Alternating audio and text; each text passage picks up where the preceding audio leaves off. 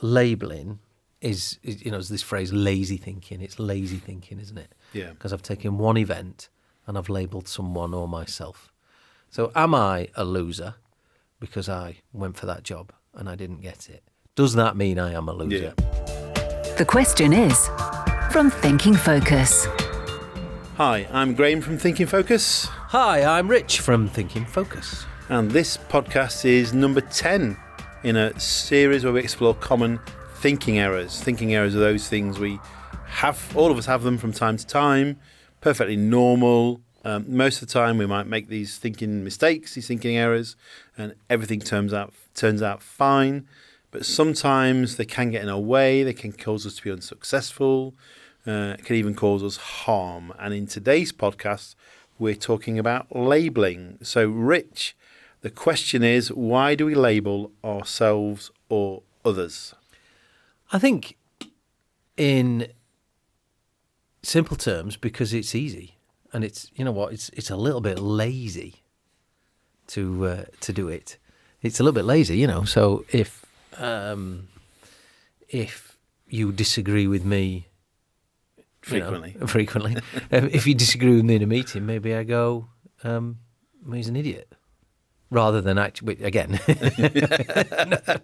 Not a good example. Not a great example. Again. But you disagree with me, and I go, he's an idiot, rather than so I slap a label on you, not figuratively, literally slap you.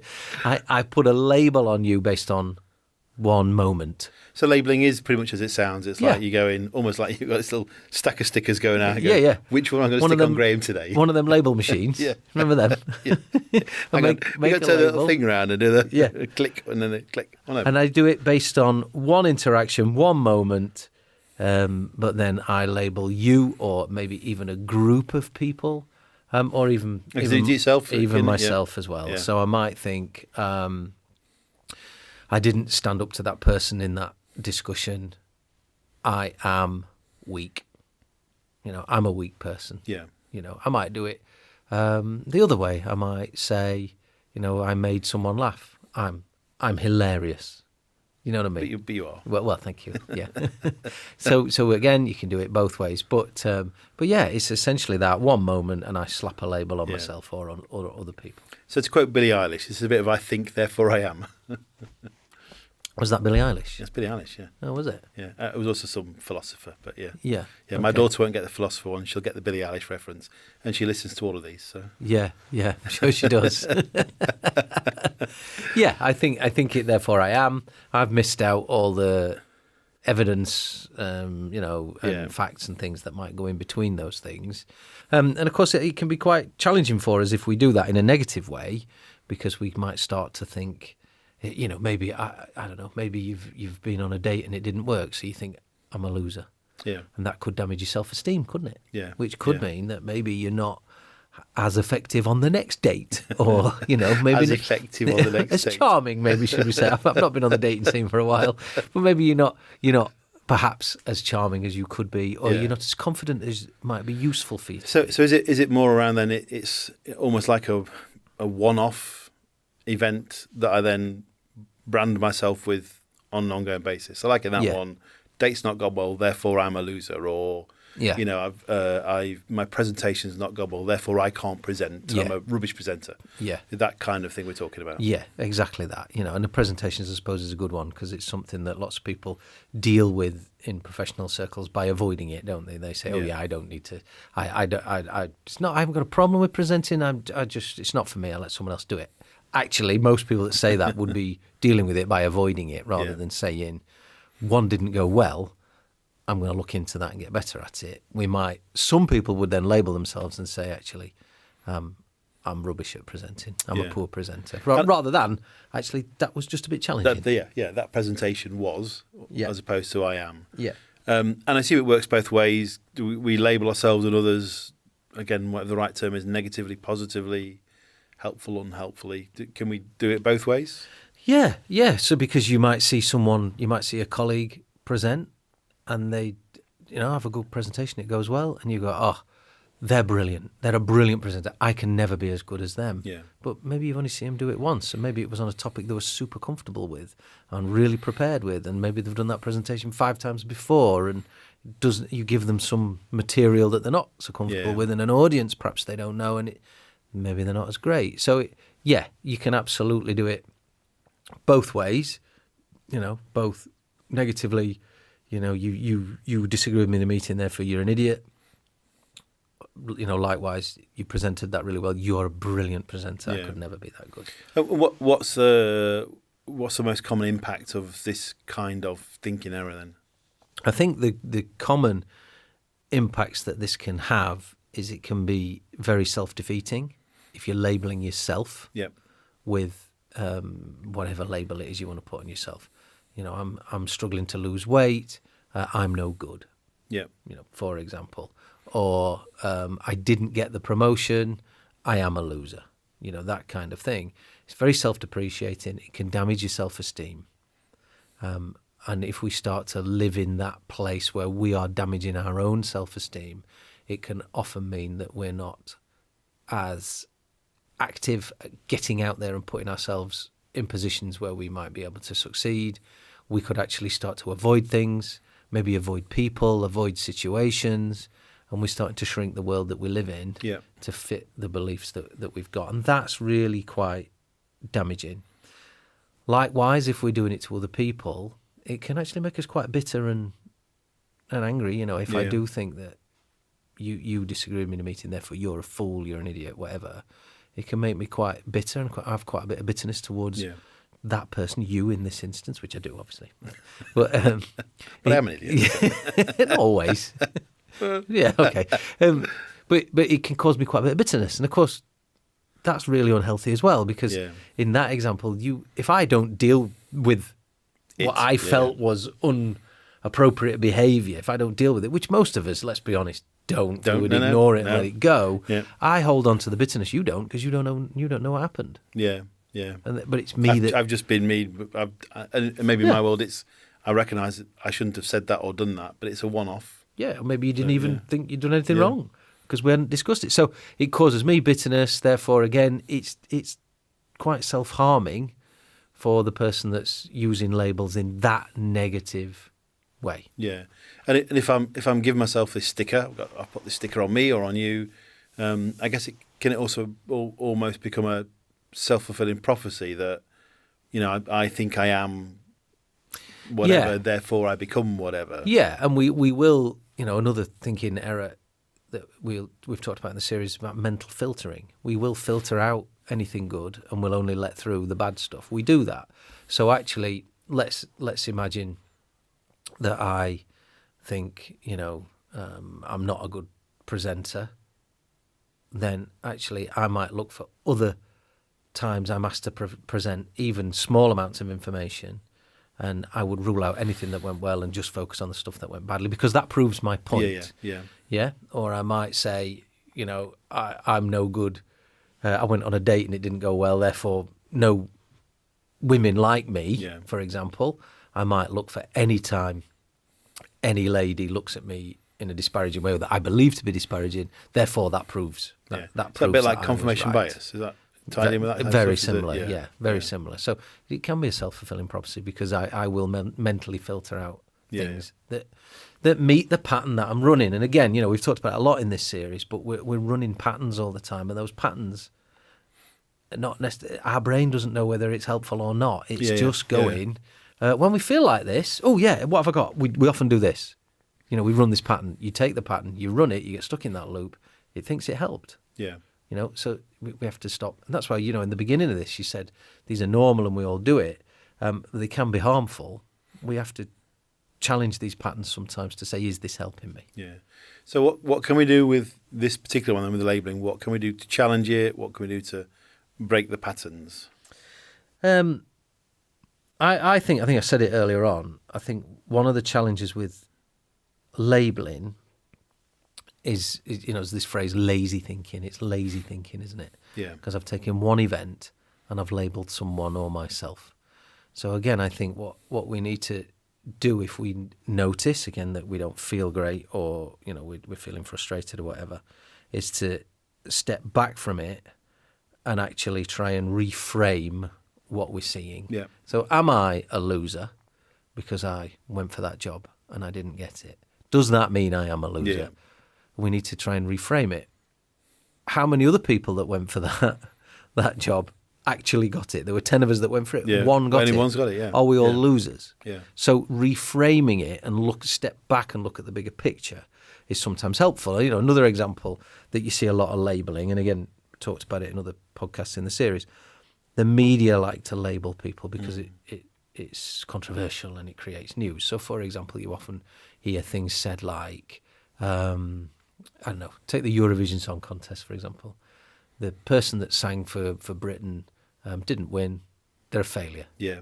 Yeah. Or a certain team doesn't win the Premier League. Hang on. Sorry. Loser. Or a certain team doesn't win the Premier League. They failed. They're failures. You know, there was a load recently where, you know, Arsenal came second in the Premier League and everyone said they were failures and all that kind of stuff. Well, you know, you can say they didn't win it, but neither did every other team other than Liverpool. So are they failures or are they highly successful, brilliantly talented sports people that just didn't quite get the same number of points as somebody else? So we want to label them as a failure because it's easier and it's more controversial. Yeah. And I think we pick up on this ourselves in our lives to say, I didn't get that promotion, I must be a failure. Yeah. So stepping back, looking at the bigger picture, saying, well, is that true then? Are you a failure in all aspects of your life? Or did this one thing not quite go as you would have preferred it to go? Likewise with other people, you know, you interrupted me in the meeting and I thought you were rude, therefore you're an idiot. Yeah. Is that true? Is that how you've got to step back? What other interactions have people had with that person?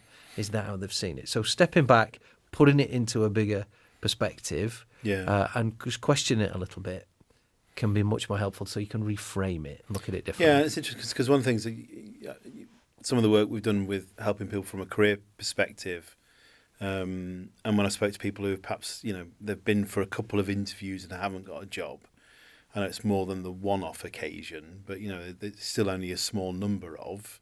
They go, therefore, I'll never get a job because because I can't do interviews. I'm not very good at interviews.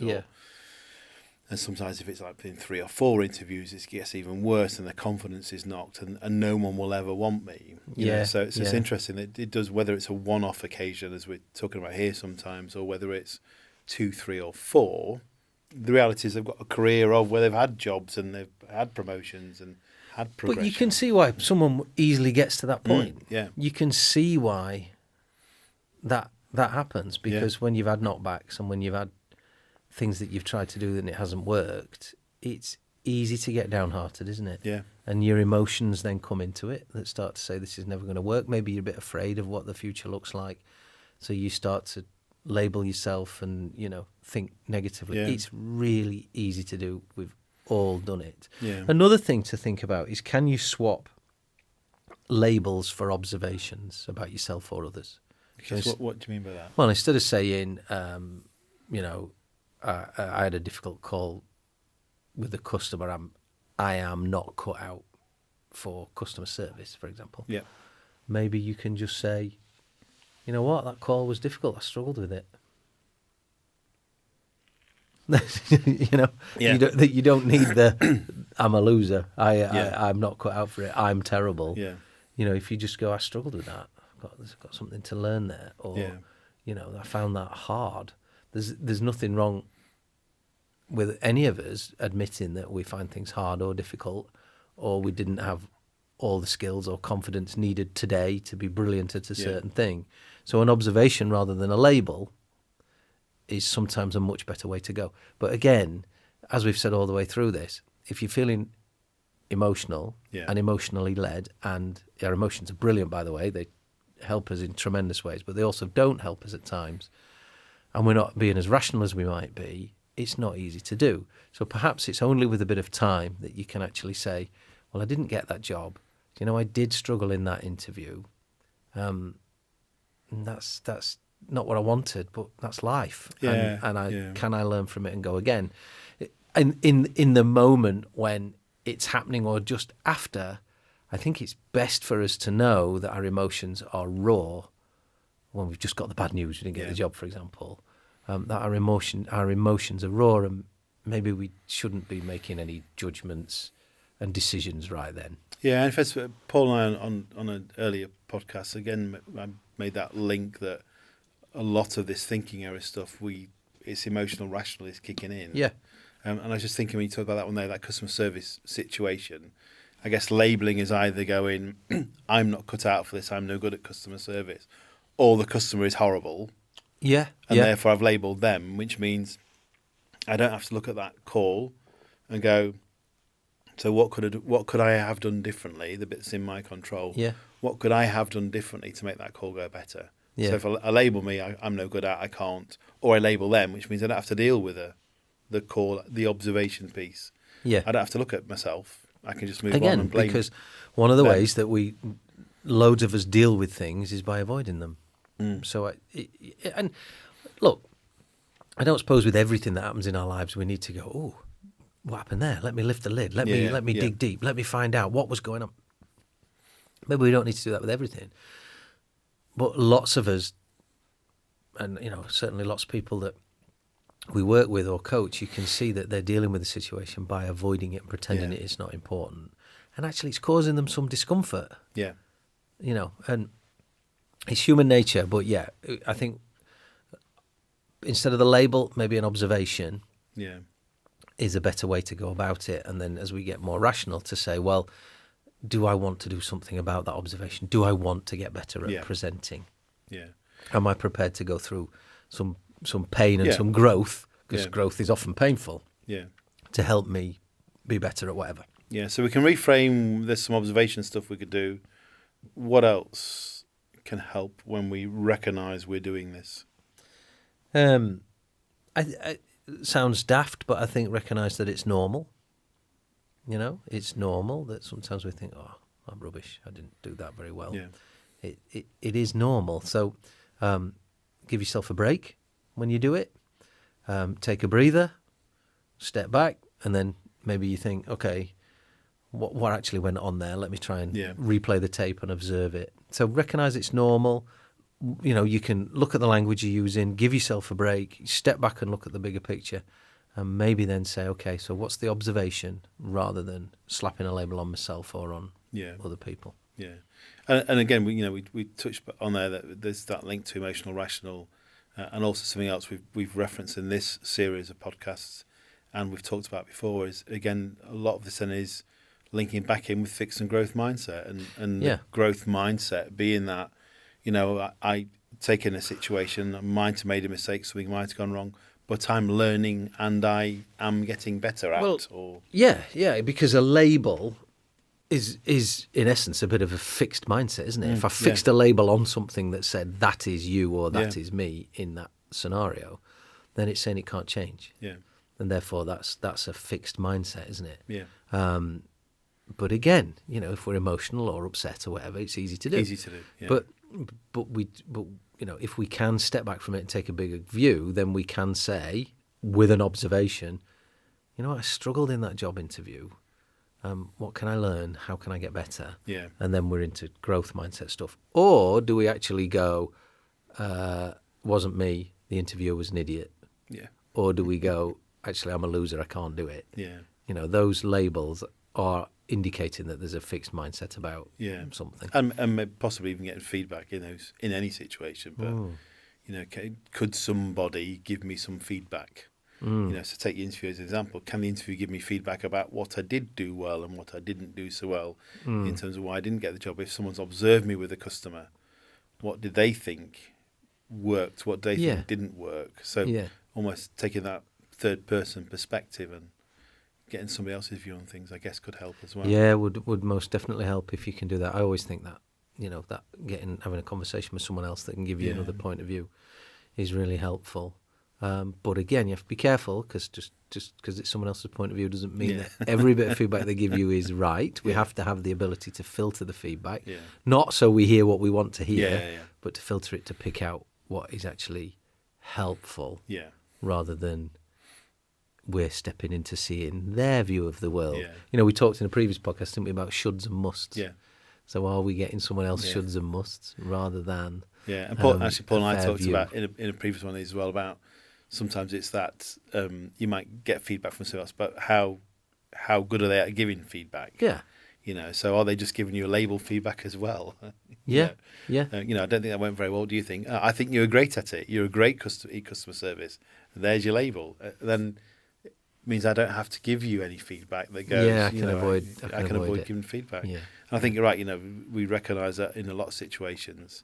How do we deal with stuff? We deal with it by not dealing with it Yeah. until it becomes a problem that we have to deal with it. Yeah, So, and even then we can still yeah. bury our heads in the sand and blame other people. Yeah. Well, I think feels like we've covered most things on that. Was there anything else? Any other pearls of wisdom you've got? If I was to put a label on you, I think I'd put 199. $1.99. Yeah. That sounds like a price tag. Yeah, that's correct, yeah. A price label. Remember that? When you used to go in the supermarket Yeah, and going around with a gun? One of my we might be getting off topic now. Yeah. One of my earliest jobs, I did that. Did you? Yeah, You had in the price builders gun? merchants. Yeah. I've always wanted to go on one. I used to remember going in Asda when I was little with my mum. Someone going around with that gun, putting all the prices on. Looked like fun, that. It was fun. Yeah, I enjoyed it. Yeah.